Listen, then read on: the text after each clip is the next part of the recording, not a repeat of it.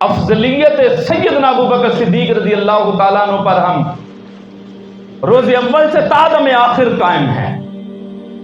کہ نبی کائنات کے بعد روئے زمین پر سب سے افضل ترین ہستی اگر کوئی ہے تو وہ سیدنا ابو بکر صدیق رضی اللہ تعالیٰ عنہ کی ہستی ہے۔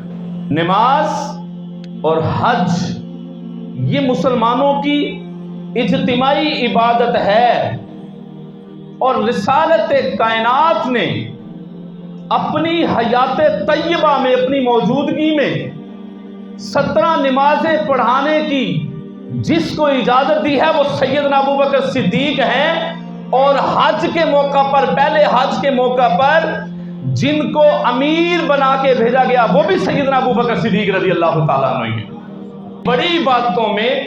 جن کو عمارت دی ہے وہ اس بات کی دلیل ہے کہ میرے بعد خلیفۃ الرسول اگر ہوں گے تو وہ سیدنا ابو بکر صدیق رضی اللہ تعالیٰ عنہ۔ تو بات سمجھ میں آ رہی ہے کہ نہیں آ رہی جی؟ اس کا مطلب ہرگز یہ نہیں کہ جناب ابو بکر صدیق افضل ہیں تو کسی اور صحابی کے بارے میں کوئی شائبہ بھی ہمارے دل میں ہو، جملوں کی حفاظت کیجئے گا۔ افضل سیدنا ابو بکر صدیق ہیں، نوکر ہم جناب عمر کے بھی ہیں۔ افضل سیدنا ابو بکر صدیق ہیں، نوکر ہم عثمان غنی کے بھی ہیں۔ افضل سیدنا ابو بکر صدیق ہیں، غلام اور نوکر ہم شیر خدا علی المرتضیٰ کے ہی ہیں۔ حضرت ابن عباس رضی اللہ تعالیٰ عنہ سے مروی ہے کہ آقا کریم صلی اللہ علیہ وسلم بخار کی حالت میں گھر سے باہر نکلے اور آپ کے سر مبارک پر پٹی بندھی ہوئی تھی، یعنی بخار کی شدت کی وجہ سے، اور راوی روایت کرتے ہیں کہ اسی بخار کی وجہ سے آپ دنیا سے رخصت ہوئے، اور آقا کریم صلی اللہ علیہ وسلم اسی بخار کی حالت میں جب باہر آئے اور آپ نے فرمایا لوگوں میں سے اگر میں کسی کو دوست بناتا تو وہ ابو بکر صدیق رضی اللہ تعالیٰ عنہ، جبکہ وہ تو میرے ساتھی ہیں۔ امام ابو بکر بن ابی عاصم الشیبانی اپنی کتاب السنہ میں لکھتے ہیں اور روایت کرتے ہیں حضرت ابو درداء رضی اللہ تعالیٰ عنہ فرماتے ہیں کہ میں ابو بکر صدیق رضی اللہ تعالیٰ عنہ کے آگے آگے چل رہا تھا تو نبی کریم صلی اللہ علیہ وسلم نے فرمایا ابو بکر کے آگے کیوں چل رہے ہو؟ جو تم سے سب سے بہتر ہے،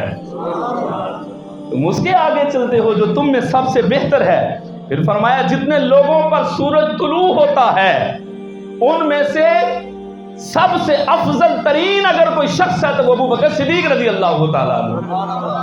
امام احمد ابن حنبل رحمۃ اللہ علیہ اپنی کتاب فضائل الصحابہ میں نقل فرماتے ہیں کہ حضرت علی خطبے کے لیے ممبر پر تشریف فرما ہوئے، اللہ تعالیٰ کی حمد و ثنا بیان کرنے کے بعد کہا لوگوں رسول اللہ کے بعد سب سے افضل ترین اگر کوئی ہے تو وہ ابو بکر صدیق ہے۔ تو جناب علی منبر پر تشریف فرما ہوئے، حمد و ثنا کے بعد کہا لوگوں میں سے اگر کوئی افضل ہے تو وہ ابو بکر صدیق ہے۔ اور پھر جناب علی المرتضیٰ نے حضرت امیر المومنین جناب ابو بکر صدیق کے ہاتھوں پر بیعت کر کے بتا دیا کہ بیعت کا اصل حقدار اگر کوئی ہے تو وہ ابو بکر صدیق رضی اللہ تعالیٰ عنہ ہے۔ ابو بکر بن حسین آجری بغدادی وہ اپنی کتاب الشریعہ کے اندر لکھتے ہیں اور حضرت انس سے روایت کو نقل فرماتے ہیں، وہ کہتے ہیں یوں رسول اللہ صلی اللہ علیہ وسلم نے دعا کے لیے ہاتھ اٹھائے اور کہا اللہ قیامت کے دن ابو بکر کو میرے ساتھ درجہ عطا فرمانا۔ فوراً جبریل وحی لے کر آئے، فرمایا کہ اللہ نے آپ کی اس دعا کو قبول کر لیا ہے۔ امام عسقلانی فرماتے ہیں، وہ روایت لکھتے ہیں کہ اللہ کے نبی نے دعا کی اللہ ابو بکر کو جس طرح غار میں میرا رفیق بنایا تھا جنت میں بھی میرا رفیق بنا دیجئے گا۔ نبی کائنات نے فرمایا 70,000 فرشتے میرے دربار میں آ کے درود و سلام پڑھتے ہیں، مجھے بتائیے جہاں پر 70,000 فرشتے درود و سلام پڑھ رہے ہیں وہاں پر سلامتی کا نزول ہوتا ہے کہ نہیں ہوتا ہے؟ وہاں پر جناب ابو بکر و عمر پر بھی سلام پڑھا جا رہا ہے کہ نہیں پڑھا جا رہا؟